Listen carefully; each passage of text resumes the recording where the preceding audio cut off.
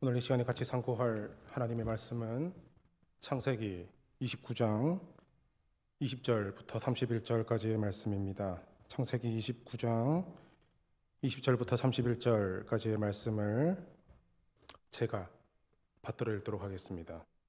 야곱이 라헬을 위하여 7년 동안 라반을 섬겼으나 그를 사랑하는 까닭에 7년을 며칠같이 여겼더라. 야곱이 라반에게 이르되 내 기한이 찼으니 내 아내를 내게 주소서 내가 그에게 들어가겠나이다.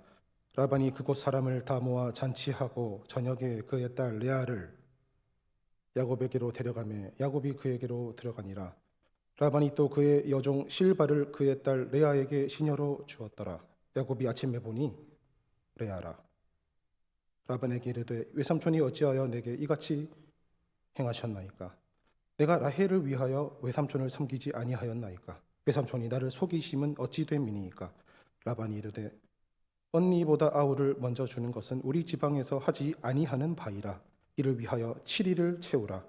우리가 그도 내게 주리니 네가 또 나를 7년 동안 섬길지니라.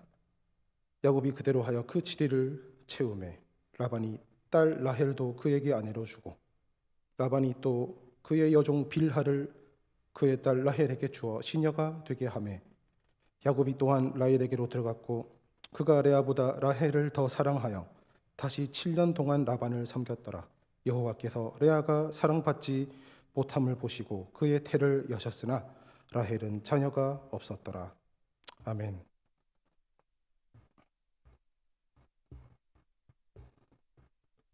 야곱이 라헬을 위하여 7년 동안 라반을 섬겼다라고 오늘 본문 첫 절이 우리에게 말해줍니다.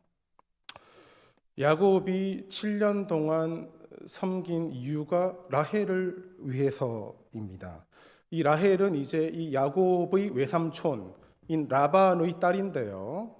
이 라헬을 사랑하기 때문에 7년을 섬기면서도, 이 섬겼다는 말은 그냥 놀고 먹었다라는 뜻이 아닙니다. 외삼촌을 위해서 열심히 일을 하는 이 7년을 보내면서도 이 7년을 며칠같이 여겼다 라는, 이거는 참 제가 미스테리라고는 말하지 않겠습니다. 미스테리라고 하면 너무 제가 이 사랑을 모르는 사람 같아 보이잖아요.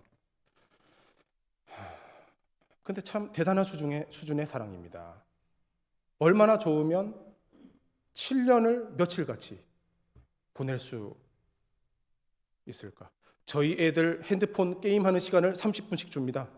자기들이 알람 맞춰놓고 게임을 하다가 30분이 지나면 이제 핸드폰을 반납하러 옵니다. 야, 벌써 30분이 됐어요? 이렇게 하면서 들고 와요. 그런데 수학 문제 좀 풀으라고 하면 아주 그냥 30분 동안 풀면서도 엄마 시간 얼마나 지났어요? 엄마 이제 몇 시예요? 몇 번이고 물어봅니다. 뭐 그런 거죠. 자기가 좋아하는 거, 또 사랑하는 사람과는 그래도 이 얼굴을 보면서 함께 있으니 이 시간 가는 줄을 몰랐다라는 이야기입니다. 그리고 야곱이 라반에게 말하기를 내 기한이 찼으니 내 아내를 나에게 주소서라고 말했다고 오늘 본문 21절이 우리에게 말해줍니다.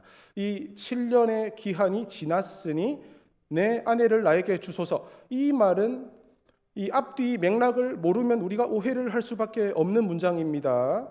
누가 내 아내를 뺏어갔다가 또는 납치했다가 이제 내 아내를 돌려주세요, 이런 식으로도 이 문장을 보시면 그렇게 생각하실 수도 있겠지만요, 이제 이거는 그 약속한 기한이 다 됐으니까 이 딸을 저에게 아내로 주세요라는 말입니다. 그러니까 외삼촌이 7년을 지내면 내 딸을 너에게 아내로 줄게 라고 얘기했다는 거죠. 그리고 이제 드디어 그 날이 된 겁니다. 그러니까 7년 동안 외삼촌 밑에서 일을 하면 그 일의 품삯이 이제 그 딸을 아내로 삼는 그런 계약을 맺었다라는 얘기입니다. 7년 동안 일하면서 그래도 맨날 보면서 저 아내가 내 아내가 될 거야, 저 여자가 라고 기다린 그 7년의 디데이가 됐다는 이야기입니다. 그러니까 삼촌이 동의를 했답니다. 22절에 그곳 사람을 모아서 잔치를 했다라고 나와 있습니다. 그러니까 이제 결혼식을 열어준 거죠. 그렇게 잔치를 하면서 이제 시집 보낼 준비를 다 했는데 이 야곱이 7년 동안 기다린 라헬을 넣어주지 않고 레아라는 딸을 보내는 거죠. 그 여종 실바까지 이렇게 주면서 너는 이제 내 딸의 시녀 노릇을 해라 라고 하면서 이제 레아를 야곱에게 보낸 겁니다. 그리고 이제 동침을 하고 나서 야곱이 아침에 보니까 라헬이 아니라 레아였대요. 이건 당연합니다. 레아를 들여보냈으니까 레아 아니겠어요? 그런데 야곱이 깜짝 놀랬대요. 그러니까 이 25절에 나오는 야곱의 반응을 보면 우리가 그걸 예상할 수 있습니다. 그러니까 레아가 아니라고 생각한 거죠. 라헬이라고 생각한 거죠. 외삼촌 왜 이랬어요? 제가 라헬을 달라고 해서 외삼촌 섬긴 거 아닙니까? 왜 나를 속입니까? 이거는 진짜 미스테리입니다. 전 정말 모르겠어요. 이거는 정말 미스테리예요. 포도주에 취했을까? 그냥 누군지도 모르고 같이 밤을 보낸 걸까? 아니면 그 첫날 밤이 얼마나 깜깜했으면, 아니 근데 7년 동안 라헬이든 레아든 이 시간을 같이 보냈기 때문에 그 걸음걸이라든지 어떤 뭐 상태라든지 사실 뒤통수만 봐도 누가 누구인지 다 알 정도의 기한이 이 7년입니다. 아유, 쌍둥이였나? 심지어 쌍둥이라고 해도 차이는 있습니다. 그 차이를 못 알아볼 정도면 이 야곱이 지금 말하는 저는 라헬밖에 없습니다 라는 이 마음이 지금 무색해지는 거죠. 이걸 못 알아봤으니까. 아침에 일어나고 보니까 레아였대요. 야곱이 이 레아를 못 알아본 것도 미스테리고, 또 입을 꾹 닫고 레아를 밀어 넣은 이 라반도 미스테리예요. 어떻게 이렇게 7년을 기다린 자기 조카한테 자기 딸 라헬을 기다리고 있는 거 뻔히 아는데, 그래도 같은 남자로서 그 지고지순한 사랑을 조금이라도 이해를 한다면, 아유, 내 딸을 그래도 이렇게 사랑하네, 그래도 좀 고마운 마음이 들 테고, 그런 마음이 들 수 있을 텐데 그런 거 싹 무시하고 어떻게 이렇게 레아를 밀어 넣었을까? 또 보세요. 또 들어가란다고 들어가는 레아는 또 뭐예요? 이 야곱과 자기 동생 라헬이 7년 동안 꽁냥꽁냥 하는 걸 못 봤겠어요? 자기는 자존심도 없어요? 아버지가 들어가서 첫날 밤 보내라니까 네 하고 들어갔다는 거예요. 또 있습니다. 이 마을 사람들이 모여서 잔치를 했대요. 이거 지금 마을 사람들이 작당을 한 거예요. 이 사람들이 다 모여서 이렇게 잔치를 했는데 오늘 신부가 누구인지를 전혀 모르다가 뭐 이튿날 눈을 떠보니 다른 사람이 들어와 있는 걸 수도 있지만, 만약에 이 잔치에 참석한 동네 사람들이 이걸 알고 있었다면 이거는 지금 동네 전체가 작당한 사기극이죠. 아니면 그 동네 사람들이 입이 무거운 사람들인지 레아는 바보인지 참 이해가 안 됩니다. 또 보세요. 라헬은 뭐예요? 또 라헬은 이 얘기를 전혀 못 들었는지, 아니 그래도 야곱이 7년을 수일처럼 보냈다라는 말은 그래도 둘이 뭐 데이트를 하면서 쏙닥쏙닥 하면서 뭐 저 지는 노을도 같이 바라보면서 뭐 그런 시간을 보냈지 않았겠어요? 이 자기 언니 레아가 들어간다는 얘기를 못 들었을 리가 없을 텐데, 모를 리가 없을 텐데, 라헬은 자기를 시집 안 보내주는 아버지에게 아무 말을 안 하고 가만히 있었는지, 가만히 있었으면 왜 가만히 있었는지 참 이거 미스테리입니다. 또 이 야곱은 얼마나 분했을까? 외삼촌이 얼마나 미웠을까? 저 같으면요 연을 끊겠어요. 이건 라반이 말을 합니다. 저기 우리 지방에는 아우를 언니보다 먼저 주는 법이 없어. 이 말은 당연히 진짜겠죠. 거짓말이라는 게 아닙니다. 그런데 이게 이 지방의 관습이라면 하루 이틀 얘기가 아니잖아요. 그러면 7년 전에 이 얘기를 해줬어야 되는 거 아니에요? 삼촌이 이래도 돼요? 믿을 사람 아무도 없습니다. 사람 믿지 마시길 바랍니다. 그냥 주님만 믿으시기를 바라요. 저도 요즘 많이 생각하는 거예요. 오늘 말씀 사실 제가 지금 전하고 있지만 저도 듣는 심정으로 전하는 겁니다. 우리 성도님들은 들으면서 듣고 저는 전하면서 듣고, 애초에 인생을 믿지 않는다가 제 신조 중 하나이긴 하지만 그래도 다시 이게 확인되는 순간이 있을 때마다 뭐 씁쓸한 마음이 드는 게 아니라 그렇지, 이게 맞지, 저는 이렇게 하고 넘어갑니다. 야곱은 외삼촌이 이렇게 했을 때 그 배신감, 그 상실감이 그게 얼마나 컸을까 한번 상상해 보셔도 됩니다. 그런데 거기다 대고 이 라반이 하는 말이 27절에 나옵니다. 저기 7일을 채워라. 7일을 채우면 그럼 라헬을 진짜 줄게. 그리고 또 네가 이제 라헬을 위해서 7년을 섬겨라. 그러니까 딸 2명을 14년 섬기는 그 품삯으로 줄 테니까 그렇게 해라 라는 말을 지금 한 거예요. 우리 성도님들 같으면 이 말을 듣고 어떻게 하셨을 것 같아요? 그러니까 이 라반을 가만히 보면요, 상당히 음흉한 사람이었을 것 같아요. 이 오늘 본문뿐만 아니라 이 창세기 다른 곳 여기저기를 봐도 그런 모습이 사실 나옵니다. 음흉한 사람들과는 상종을 안 하시는 우리 성도님들 되시기를 바랍니다. 대답을 안 하셨죠?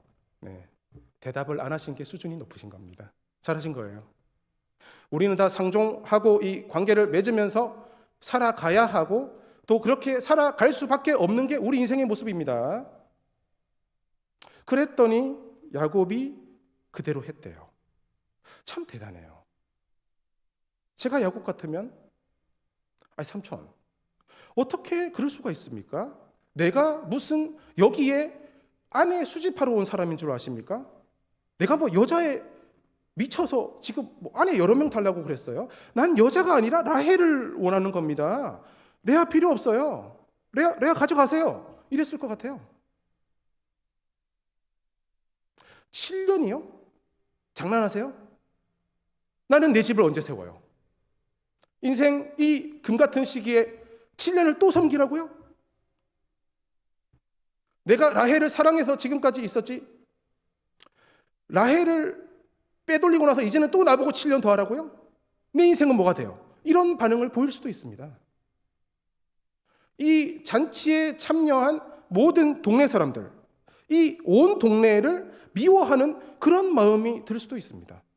또 이 아무도 귀뜸도 안 해준, 심지어 이 라헬, 자기가 사랑한 그 라헬에게도 좀 불쾌한 마음이 들 수도 있습니다. 저기 야곱, 오늘 내가 시집 가는 게 아니래, 이거 말해줬어야 되는 거 아니에요? 지금 이 28절을 잘 묵상해 보시길 바랍니다. 됐다, 나 필요 없다, 나 7년 채웠으니까 라헬 주는 약속 지켜라, 이렇게 말하는 자리가 될 수도 있습니다.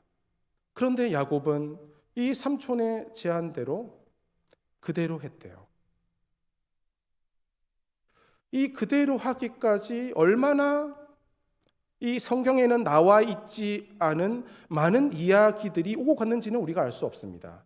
이 사이에 무슨 일들이 일어나는지는 우리가 알 수 없습니다. 그런데 그렇게 했대요.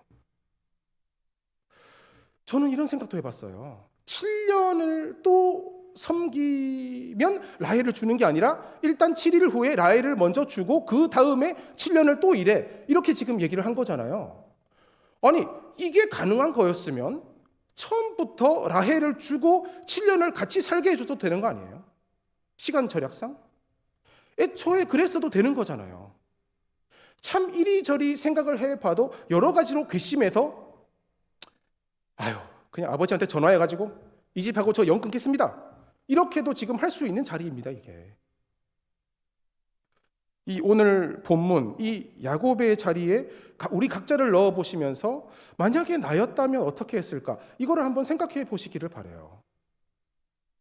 속임을 당한 그 분노를 막 표출했을지, 아니면 내 인생 갈 길이 바쁜데 하면서 그냥 뭐 밟았다 생각하고 그냥 이 일을 그냥 이대로 처리했을지. 일을 처리하는 방법은 다양할 수 있습니다. 그런데 7년을 더하기로 했대요. 레아보다 라헬을 더 사랑하기 때문에 7년을 더 일을 했답니다. 그런데 그 다음 구절을 보니까요, 오늘 본문의 마지막 절입니다. 하나님께서 레아가 사랑받지 못하는 것을 보시고 그의 태를 여셨대요. 이 하나님이 레아가 사랑받지 못함을 보셨다라는 이 말은 오늘 지금 여기서 봤다라는 뜻은 아닙니다. 아이고, 이제 내가 보니까 얘가 야곱에게 사랑을 받지 못하고 있네 하면서 태를 여셨다, 이렇게 보시면 이 앞뒤가 맞지가 않습니다.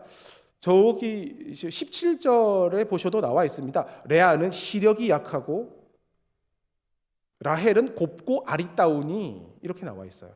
이 시력 약하다는 말과 이 곱고 아리따다는 말이 서로 반대는 아닌 것 같은데 17절은 그렇게 말하고 있습니다. 이 시력이 약하다라는 이 말이 어떤 아름답지 못한 여성을 일컫는 어떤 관용적인 표현으로 이 시대에 쓰여졌는가? 우리가 그건 알 수 없습니다. 정말 눈이 침침해서 시력이 안 좋았겠죠. 그래서 애초에 야곱은 라헬을 사랑했고 하나님께서는 그걸 이미 알고 계셨습니다. 그러니까 이 오늘 본문 마지막 절에 나오는 여호와께서 레아가 사랑받지 못함을 보시고 라는 이 말은요, 이제 하나님께서 이걸 보셨다, 이렇게 보시면 안 됩니다. 그러니까 무슨 말씀이냐면, 이렇게 일이 다 진행되고 난 후에 하나님께서 야곱이 레아를 사랑하지 않는데도 이렇게 진행이 다 되고 난 후에 사랑받지 못함을 보시고 태를 여셨다는 거죠. 그러니까 이 말을 딱 바꾸어서 말을 해보면 레아가 사랑받지 못한 그 결과로 레아는 아기를 갖게 됐다는 말입니다. 레아가 사랑을 받지 못함으로 인하여 야곱이 자식을 얻게 되었다는 뜻이죠. 그러니까 이거 잘 보셔야 됩니다.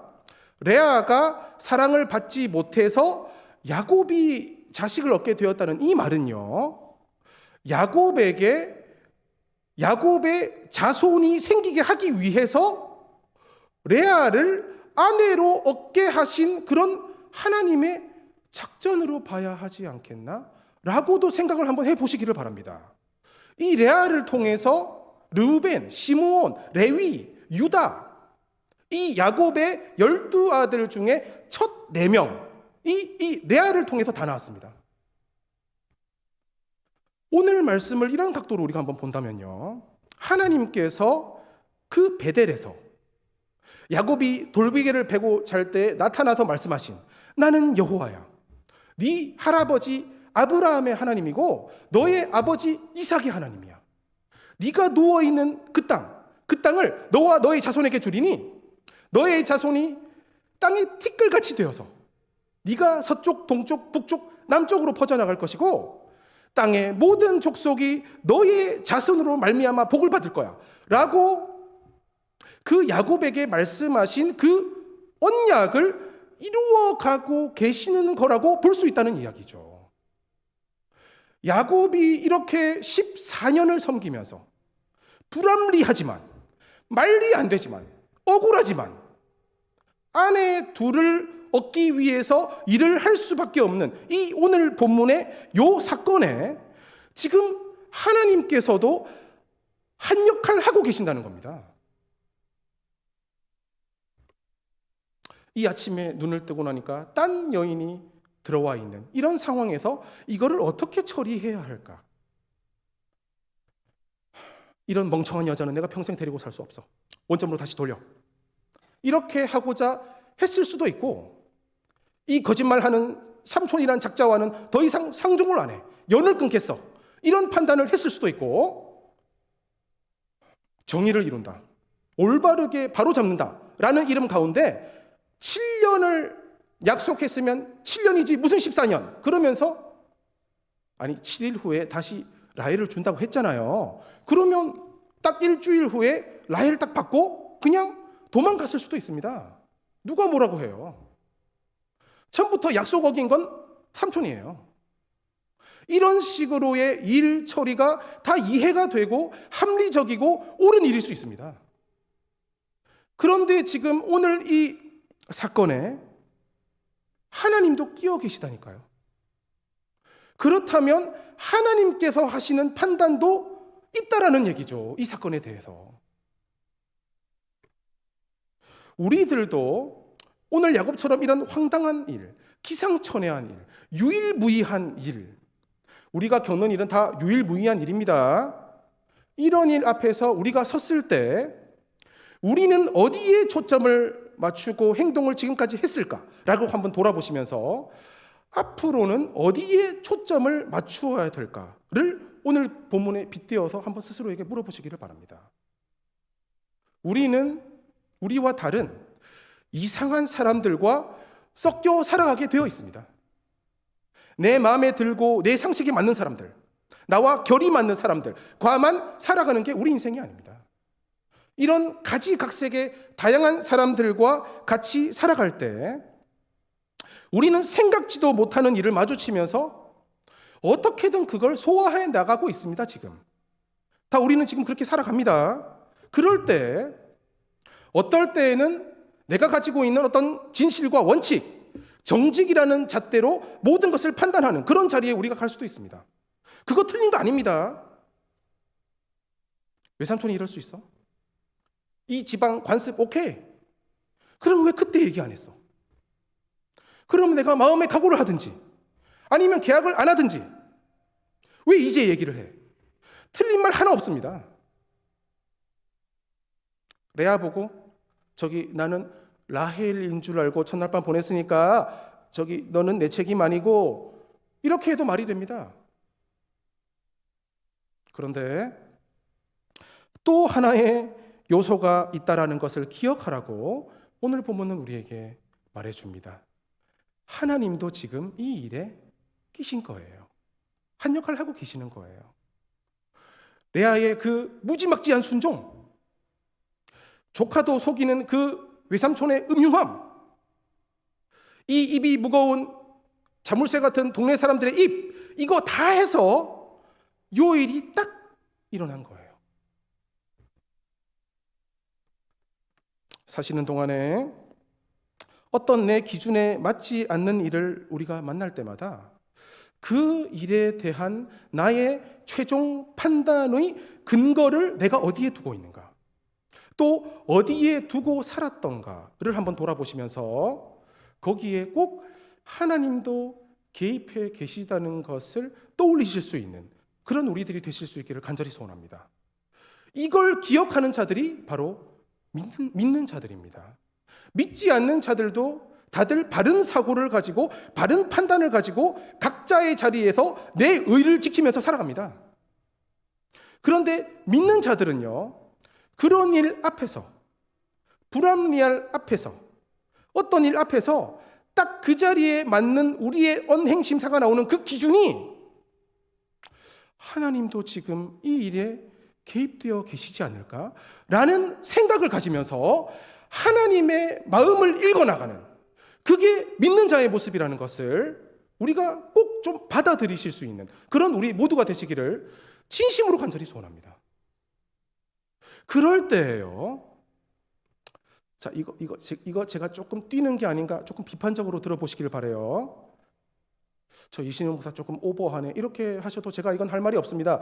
왜냐하면 제가 이거 구절, 성경 구절로 연결시키는 게 아니라 제 신학으로 연결시키는 거예요.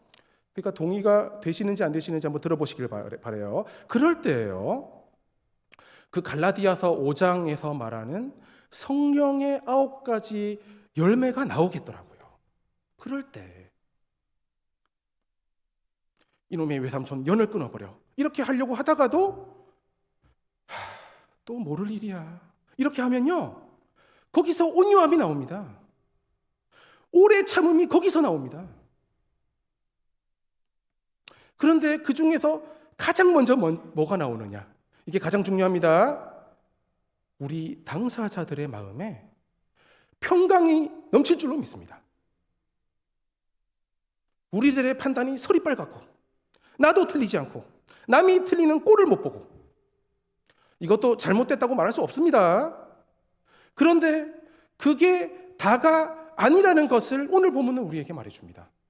12명의 아들과 딸 하나를 두기 위한, 그 야곱의 큰 자손을 만들어가기 위한 하나님의 계획은요, 그의 베델에서부터 아니면 그의 아비 집에서부터 계속 이어져서 오늘 여기로 지금 향하고 있고, 거기에 이 다산하는 여인을 야곱이 좋든 싫든 첫째 아내로 줘서 총 7명의 자녀를 이 레아를 통해서 낳게 나는 이런 일이 일어납니다.